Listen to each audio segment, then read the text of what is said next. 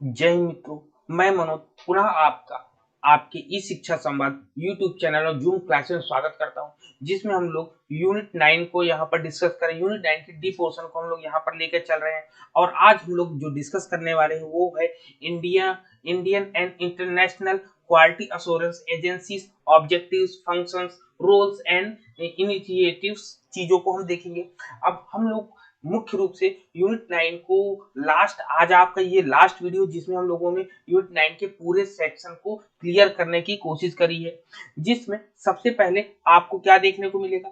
इसमें इसमें सबसे पहले आप नेक के बारे में पढ़ेंगे, फिर क्यूसीआई जो है उसके बारे में पढ़ेंगे, फिर INQAAHE के बारे में हम लोग पढ़ेंगे। चलिए हम लोग स्टार्ट करते हैं। सबसे पहले हम लोग राष्ट्रीय मूल्यांकन प्रत्यायन परिषद के बारे में हम लोग डिस्कस करेंगे, जिसको शॉर्ट में नैक कहते हैं। लेकिन 2020 जो एनईपी आई है, 2020 एनईपी आया है 2020, इसमें इसका नाम बदल के एनएसी नैक कर दिया गया है। ठीक है ना, तो इसको भी ध्यान में रखना है हम लोगों को। चलिए हम लोग पहले स्लाइड पे चलते हैं। पहले स्लाइड में देखिए, कह रहा है कि नैक कहता है कि नैक जो है 1994 में यूजीसी द्वारा स्थापित एक स्वायत्त संस्था है। याद रखिएगा इसकी स्थापना कब होती है, 1994 ईस्वी में होती है। और ये कैसी बॉडी है, ऑटोनॉमस बॉडी है आपकी। तो नैक जो है कैसी बॉडी है, ऑटोनॉमस बॉडी है। दूसरा इसमें क्या कह रहा है, दूसरा पॉइंट में कह रहा है कि नैक का मुख्य एजेंडा शिक्षा की गुणवत्ता। याद रखिए, शिक्षा की गुणवत्ता में सुधार के लिए लगातार काम करने में मदद करने के सभी उद्देश्यों के साथ उच्च शिक्षा के संस्थानों का आकलन और मान्यता देना है। मतलब इसका काम क्या है, ये जो है लगातार जो है शिक्षा की गुणवत्ता में सुधार लाने का काम करती है और उससे संबंधित जो भी संस्थाएं हैं, जहां पे शिक्षा संस्थाएं, उनको मान्यता देने का कार्य करती है। ठीक है ना। फिर कहती है कि राष्ट्रीय शिक्षा नीति 1986 में जो शिक्षा की गुणवत्ता में गिरावट के मुद्दों को संबोधित करने के लिए बोला गया था, इसको जो है 1992 में ये प्रस्तावित हुआ था। ठीक है ना। तो यहाँ पर देखेंगे, कह रहा है कि नैक जो है उच्च शिक्षा में गुणवत्ता आश्वासन। अब यहाँ पर ये लाइन ध्यान रखिए, नैक जो है उच्च शिक्षा में गुणवत्ता आश्वासन एजेंसियों के लिए अंतरराष्ट्रीय नेटवर्क का एक सदस्य है, जिसमें मूल्यांकन, प्रत्यायन और अकादमिक लेखा परीक्षा में लगी 120 से अधिक विभिन्न राष्ट्रीय एजेंसियां शामिल हैं। ठीक है ना। तो ये चीज आपको एक तरीके नेटवर्क है पूरा का पूरा यहाँ पर। ठीक, अब चलते हैं नेक्स्ट स्लाइड में। नेक्स्ट स्लाइड में आप देखेंगे क्या कह रहा है, कह रहा है कि इसमें नैक जो है, नैक, हाँ यहां से लेते हैं। इसमें कह रहा है कि नैक अपनी सामान्य परिषद, ठीक है, नैक अपनी सामान्य परिषद, जीसी जनरल काउंसिल और कार्यकारी समिति के माध्यम से कार्य करता है। अब नैक किसके किसके माध्यम से काम करता है, ये जीसी और प्लस ईसी, इन दोनों को मिलाकर काम करता है।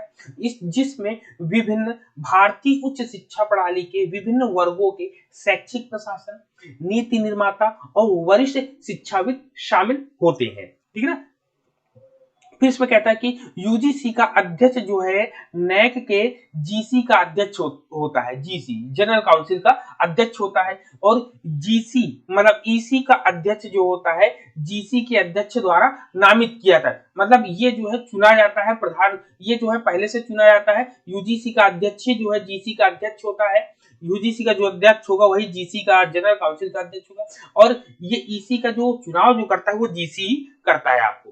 ठीक है ना। देखिए लिख रहा है the chairperson of the UGC is the president of the GC of the neck. The chairperson of the EC is an eminent academician nominated by the president of GC। ठीक है, नैक का जो होता है। ठीक, तो ये पॉइंट क्लियर हो गया। फिर कहता है कि निदेशक नैक का शैक्षणिक और प्रशासनिक प्रमुख है और जीसी और ईसी दोनों सदस्य सचिव हैं।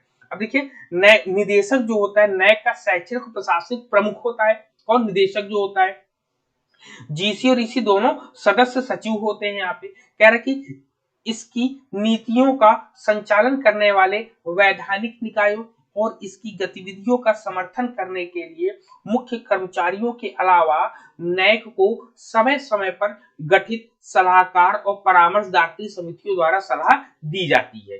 क्लियर? तो यहाँ पे चलिए अब नेक्स्ट स्लाइड पे हम लोग चलते हैं। नेक्स्ट स्लाइड में आपकी क्या कहता है, अब देखिए इसकी दृष्टि और उद्देश्य, इसके विजन और उद्देश्य के बारे में हम लोग जानेंगे। इसका उद्देश्य और विजन क्या हो सकता है, ये देखिए ये बता रहा है, कह रहा है कि राष्ट्रीय मूल्यांकन और प्रत्यायन परिषद संस्थान की, ये पॉइंट नोट करिएगा, गुणवत्ता स्थिति, ठीक है ना, क्या कह रहा है, गुणवत्ता स्थिति की समझ प्राप्त करने के लिए कॉलेजों, विश्वविद्यालयों या अन्य मान्यता प्राप्त संस्थानों जैसे उच्च शैक्षणिक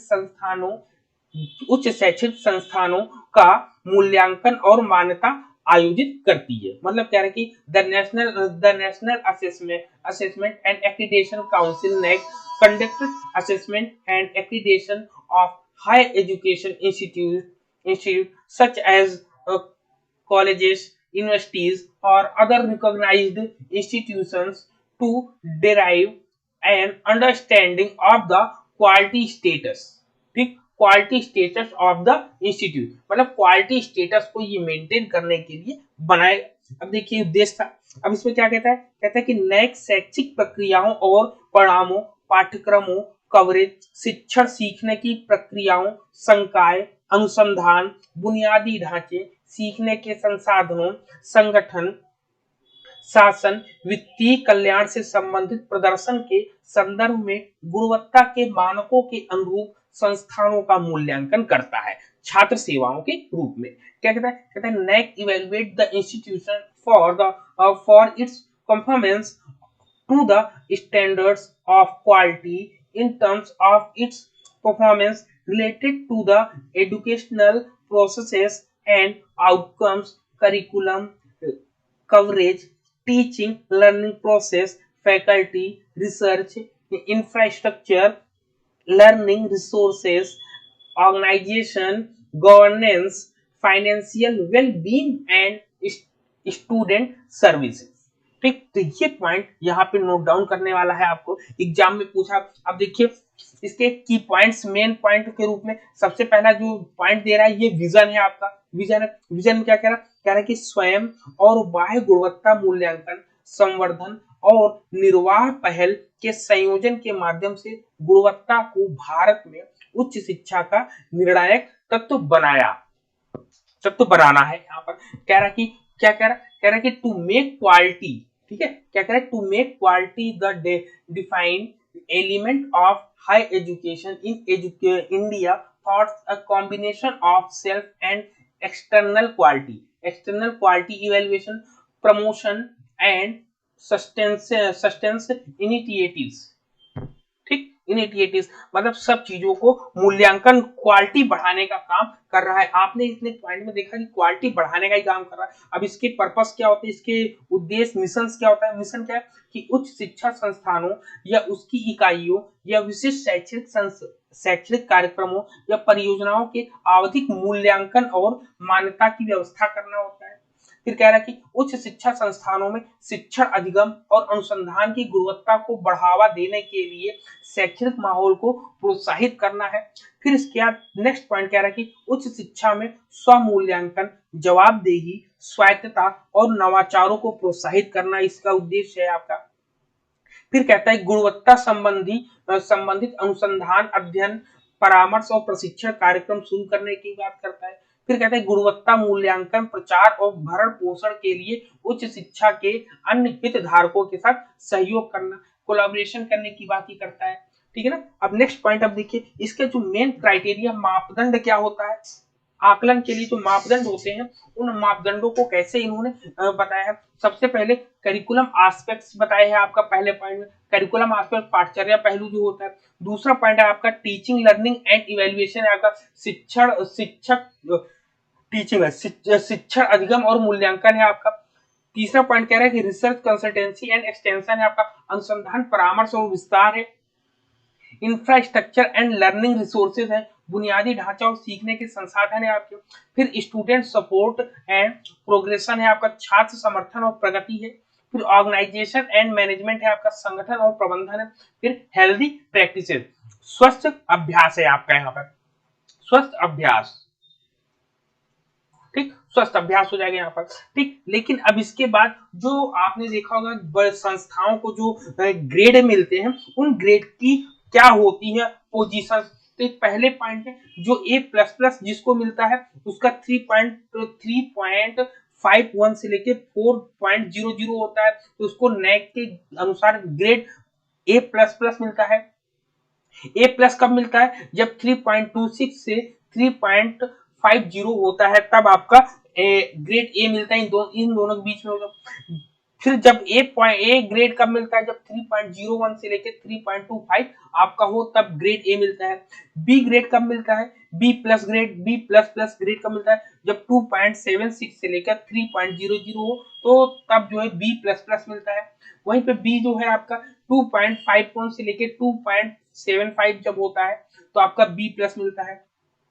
बी कब मिलता है, जब 2.01 से लेकर 2.50 हो, तो बी मिलता है। सी कब मिलता है, 1.51 से लेकर 2.00, ये सी मिलता है। और डी सबसे लोवेस्ट भी होता है, जो less than is equal to 1.50 से होता है, इसको डी मान्यता मिलती है, मतलब उसको मान्यता उसकी रद्द हो जाती है, मान्यता खत्म कर दी जाती है, ठीक है। तो ये रहा, ये नैक जो आपको किसी भी संस्थान को जो है ग्रेड प्रदान करता है, तो इसी के आधार पे प्रदान करता है, और ये जो एस्पेक्ट्स दिए गए इन सब चीजों को मिलाकर वो देने का काम करता है, ठीक है ना। अब चलते नेक्स्ट आपका देखिए क्या है। नेक्स्ट हम लोग बात करेंगे क्यूसीआई की, भारतीय गुणवत्ता परिषद के बारे में हम लोग डिस्कस करेंगे। चलिए, भारतीय गुणवत्ता परिषद की बात अगर हम करेंगे, तो यह कह रहा है कि भारतीय गुणवत्ता परिषद क्यूसीआई को वर्ष 1996 में प्रत्यायन के लिए एक राष्ट्रीय निकाय के रूप में स्थापित किया गया था। मतलब quality council of India was established as a national body for accreditation in 1996। कहीं कहीं 97 भी आपको देखने को मिलेगा, ठीक, 97 भी आपको देखने को मिलेगा।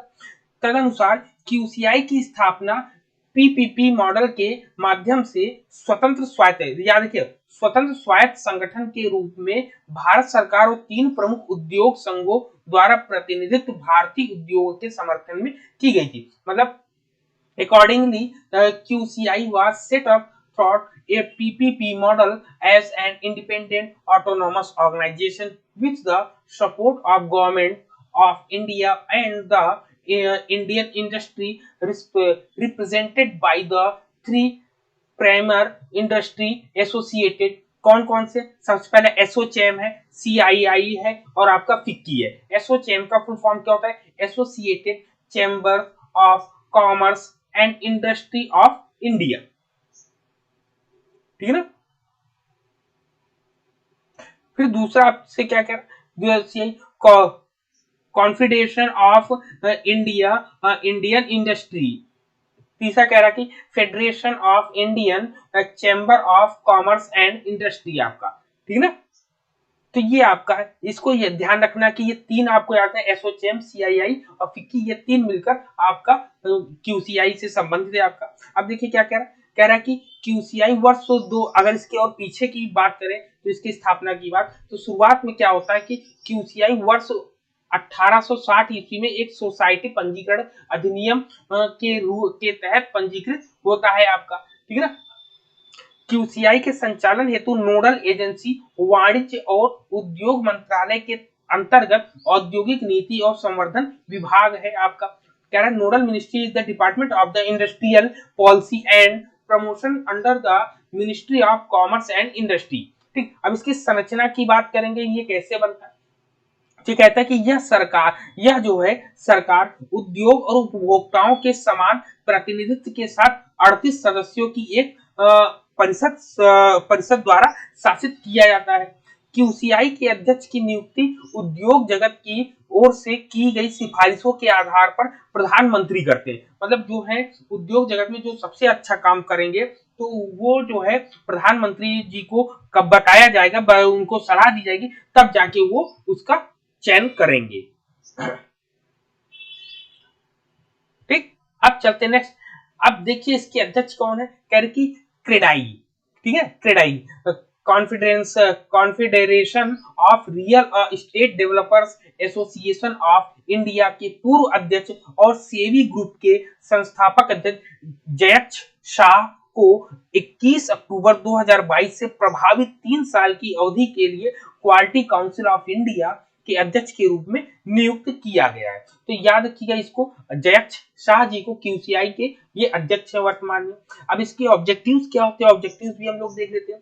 कह रहा कि उत्पादों, सेवाओं और प्रक्रियाओं के स्वतंत्र तृतीय पक्ष मूल्यांकन के लिए एक तंत्र स्थापित करता है। कहता है to create a mechanism of independent third party assessment of products, service and process. क्या है? Product, service and processes. ठीक है, यह है। फिर क्या कहता है कि यह शिक्षा, स्वास्थ्य देखभाल, पर्यावरण संरक्षण, शासन, सामाजिक क्षेत्रों, बुनियादी ढांचा क्षेत्र और संगठित गतिविधियों के ऐसे अन्य क्षेत्रों सहित गतिविधियों के सभी महत्वपूर्ण क्षेत्रों में गुणवत्ता मानकों के प्रचार, अपनाने और पालन करने के राष्ट्रीय स्तर पर महत्वपूर्ण भूमिका निभाता है, जो भारत के नागरिकों के जीवन की गुणवत्ता एवं देखभाल में सुधार हेतु आवश्यक होते हैं। ठीक है, तो ये इसके एम्स हो जाते हैं। अब मेन इसमें क्या रहता है, जो एग्जाम में आपसे पूछ सकता है, गुणवत्ता से आत्मनिर्भरता।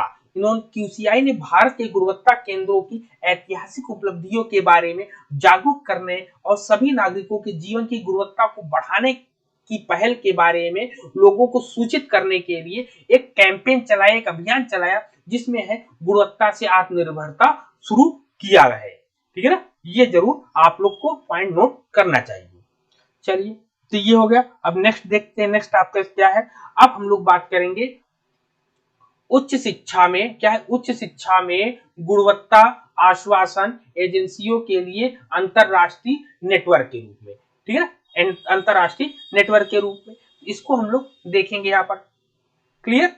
चलिए, पहले पॉइंट में देखते हैं।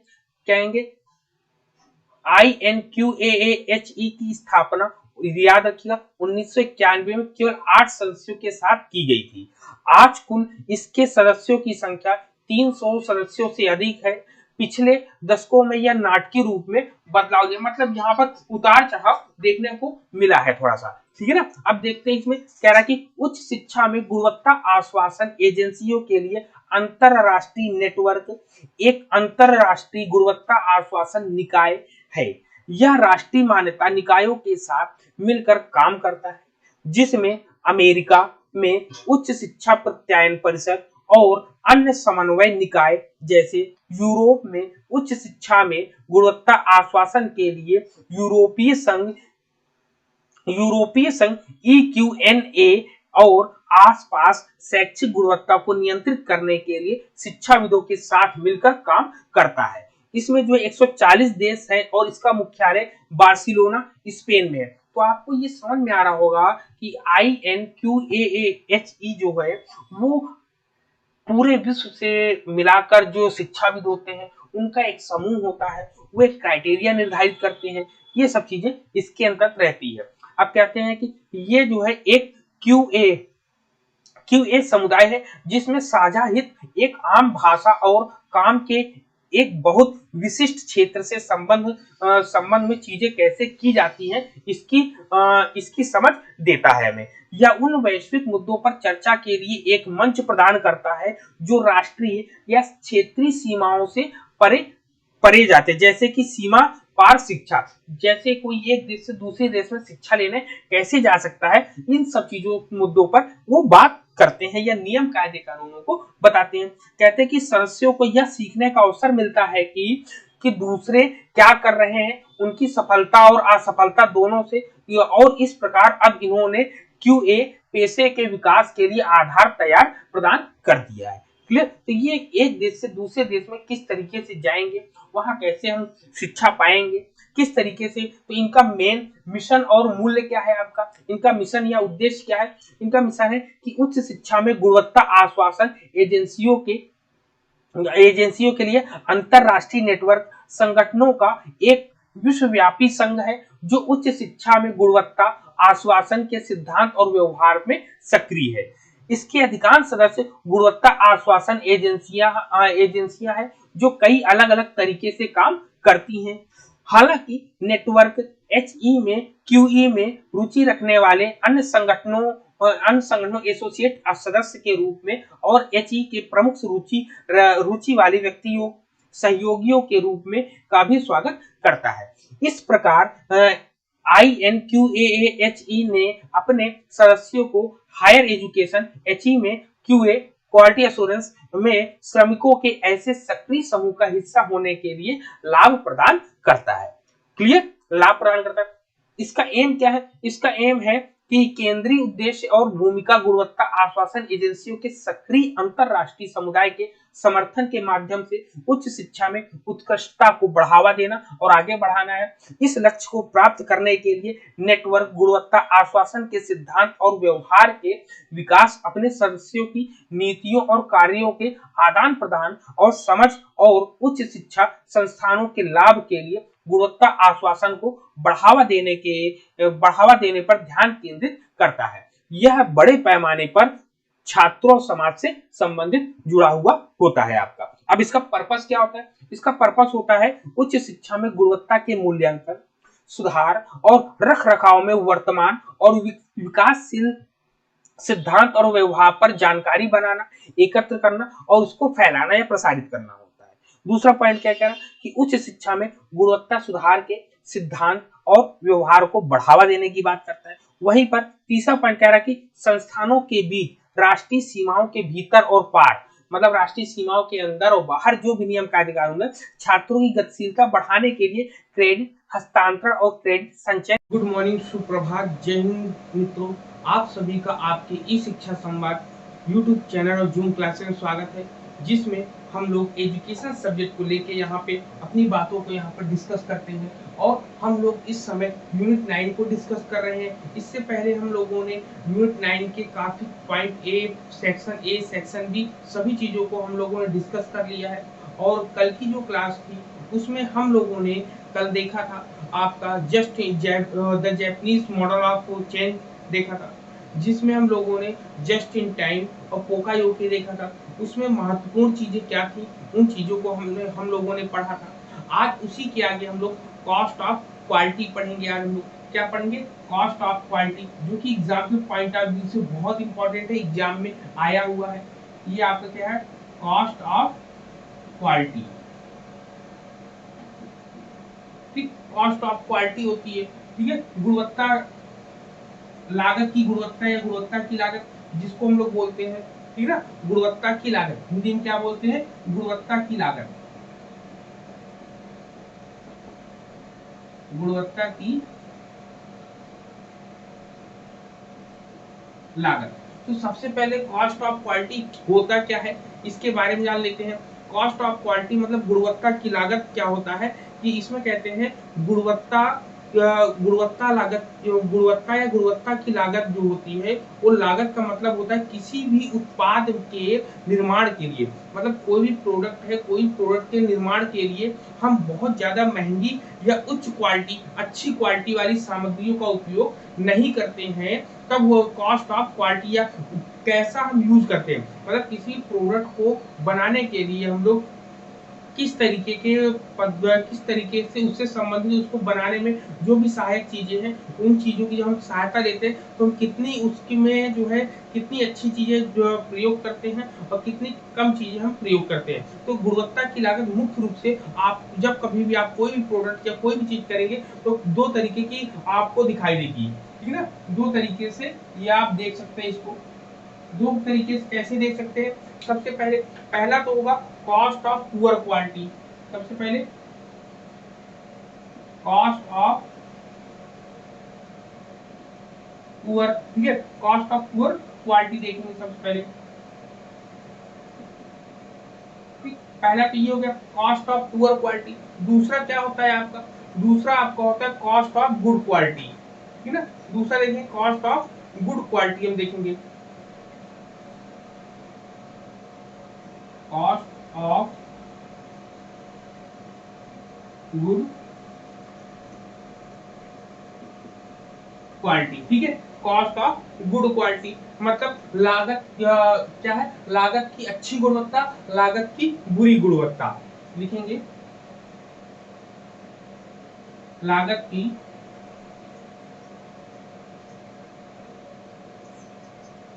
बुरी गुणवत्ता, गुणवत्ता और लागत की अच्छी गुणवत्ता। ठीक, लागत की अच्छी गुणवत्ता, ये चीजें होनी चाहिए हम लोग की, ठीक है ना, इतनी चीजें। तो यहाँ पर ये 2 पॉइंट हम लोगों को नोट डाउन कर लेना है। ऐसे ऐसे आप ग्राफ बनाएंगे तो ग्राफ के थ्रू हम आपको समझाने में ज्यादा अच्छा रहेगा आपको, ठीक है ना। अब यहाँ पर ये हो गया, ये हो गया आपका, क्लियर है।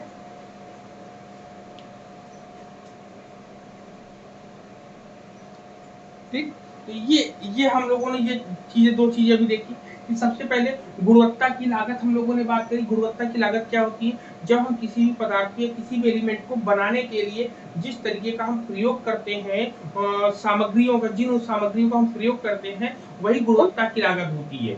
ठीक, गुणवत्ता की लागत होती है। इसके और हम लोग भी शो नहीं हो रहा है। हेलो, हाँ हाँ बोलिए। मुझे तो हो रहा है सर। नेहा दिख रहा है सब कुछ? हाँ सर, सब सही है।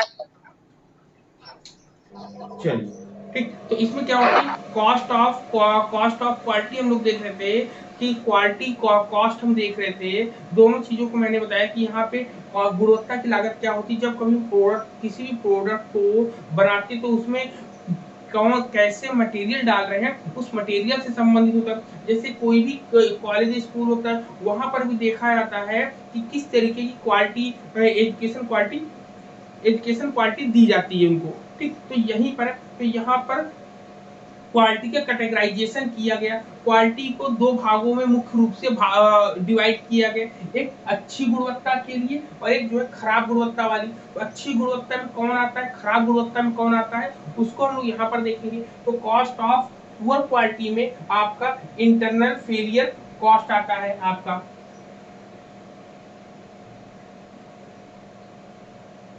लिखेंगे इंटरनल फेलियर। सर शो हो रहा है सर, ये यूनिट 9 का डी सेक्शन में आएगा ना? क्या हो गया? अभी मेरे को शो हो रहा है, मैं ये कह रही हूँ, ये आप पढ़ा रहे हो अभी, ये यूनिट 9 के डी सेक्शन में ही आएगा ना? हाँ, डी सेक्शन में ही आएगा। जी सर, बस यही पूछ रही हूँ। ठीक, ओके। ठीक, तो यहाँ पर देखिए पहला आता है इंटरनल फेलियर कॉस्ट आता है, इंटरनल फेलियर। ठीक, इंटरनल फेलियर ऐसे लिख दो, रुक जाइए हम लिख दे रहे हैं थोड़ा सा सही से।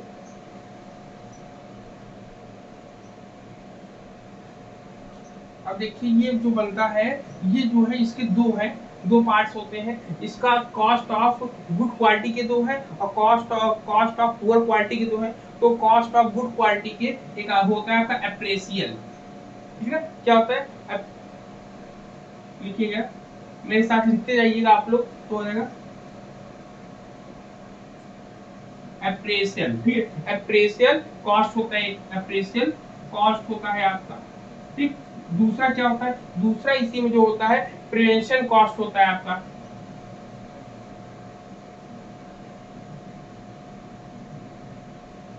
प्रिवेंशन कॉस्ट होता है आपका, कॉस्ट होता है आपका, ठीक है। फिर इसके बाद इधर हम लोग बात करेंगे, तो इधर क्या आएगा आपका, इधर 2 चीजें आएंगी। चलिए पहले एक एक करते थे, उधर सूखा नहीं है। इसको क्या कहते हैं, इसको हम लोग अप्रेसियल कॉस्ट को हम लोग क्या बोलते हैं, मूल्यांकन लागत। क्या बोलते हैं हम लोग, मूल्यांकन लागत बोलते हैं इसको। इसको क्या बोलते हैं, मूल्यांकन लागत, मूल्यांकन लागत होती है आपकी, ठीक है ना। और प्रिवेंशियल कॉस्ट को क्या बोलते हैं, रोकथाम लागत,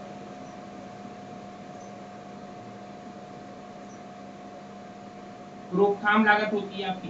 ठीक, यहीं पर तो ये इसके दो पार्टीशियन हो जाते हैं आपके, मान लीजिए ये एक हो गया और ये दूसरा हो गया, ये हो गया, ये हो गया। अब इसी तरीके से कॉस्ट ऑफ पुअर क्वालिटी के 2 भाग होते हैं, एक आता है इंटरनल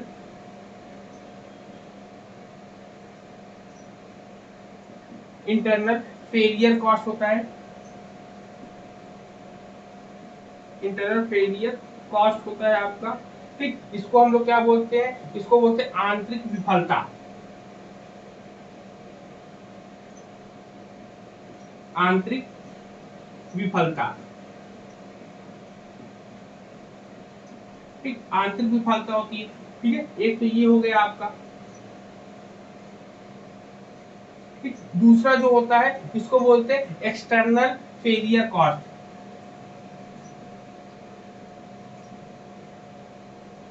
एक्सटर्नल फेलियर कॉस्ट। ठीक, इसको बोलते हैं बाहरी। हम लोगों ने कॉस्ट ऑफ क्वालिटी के बारे में पढ़ा है। कॉस्ट ऑफ क्वालिटी आपकी दो तरीके की होती है, एक पुअर क्वालिटी होती है, गुड क्वालिटी होती है। गुड क्वालिटी को कन्फर्मेंस बोलते हैं और पुअर क्वालिटी को नॉन कन्फर्मेंस बोलते हैं। इसके अंतर्गत दो तरीके के आपके आते हैं, दो तरीके के कॉस्ट आते हैं, एक अप्रेशियल कॉस्ट आता है, एक प्रेजेंशियल कॉस्ट आता है। अप्रेशियल कॉस्ट में हम हिंदी में क्या कहते हैं?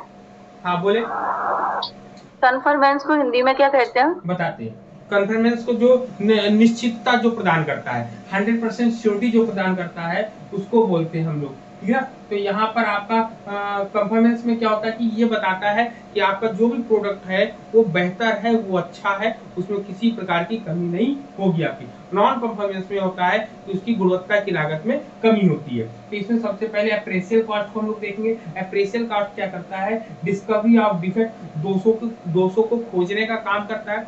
दोषों को मतलब जो कमियां होती है उस कमी को खोजता है, खोजने के बाद तब जाके हम डिजाइन, इम्प्लीमेंट और मेंटेनेंस प्रेजेंशियल कॉस्ट का काम करते हैं। इसमें क्या दोष को कम करने का काम करता है। ये भी कौन सी कमियों को कम करता है, बाहरी और आंतरिक जो गुणवत्ता जो कमियां होती हैं उनको ये कम करने का काम करता है आपका। ठीक, फिर इसमें आपको हमने बताया था इंटरनल और एक्सटर्नल कॉस्ट क्या होता है, आंतरिक गुणवत्ता, आंतरिक जो विफलता होती है और बाहरी विफलता क्या होती है उसके बारे में मैंने बताया कि कोई एक प्रोडक्ट आप जाते हो देखने, प्रोडक्ट को देखने के बाद आपने ऊपर से देखा बहुत अच्छा है, लेकिन उसके अंदर का मटेरियल जो है अच्छा नहीं है, तो आपका आंतरिक विफलता हो जाएगी, आंतरिक विफलता लागत हो जाएगी आपका।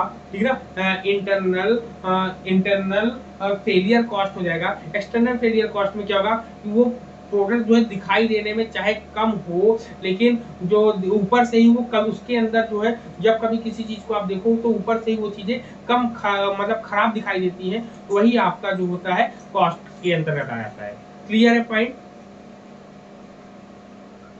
ठीक है ना जी सर।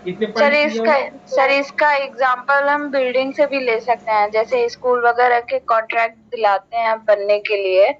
हाँ। तो पहले तो स्टार्टिंग में वो अच्छा कर देते हैं, लेकिन पुअर मटेरियल यूज करने के बाद वो कुछ टाइम में खराब होने लगते हैं, तो हमें वो इंटरनल पता चलता है। हाँ, कि जब ऊपर से देखने में बिल्डिंग्स तो अच्छी है, लेकिन जब उसमें जरा से भी चोट करते हैं, धक्का देते हैं, कुछ भी अगर आप हथौड़ी छीन ले कुछ भी करते हैं, तो वो आप उसमें कमी दिखाई देती है। ऊपर से तो अच्छा है, लेकिन बाहर अंदर से वो खराब उसमें दिखाई देता है। तो अब नेक्स्ट क्लास आपकी यूनिट 8 से स्टार्ट करेंगे। यूनिट 8 में जो भी पॉइंट्स होंगे उसको हम लोग डिस्कस करेंगे नेक्स्ट क्लास में। ठीक है, चलिए, ठीक है, तो मिलेंगे नेक्स्ट क्लास में। तब तक के लिए सभी को जय हिंद।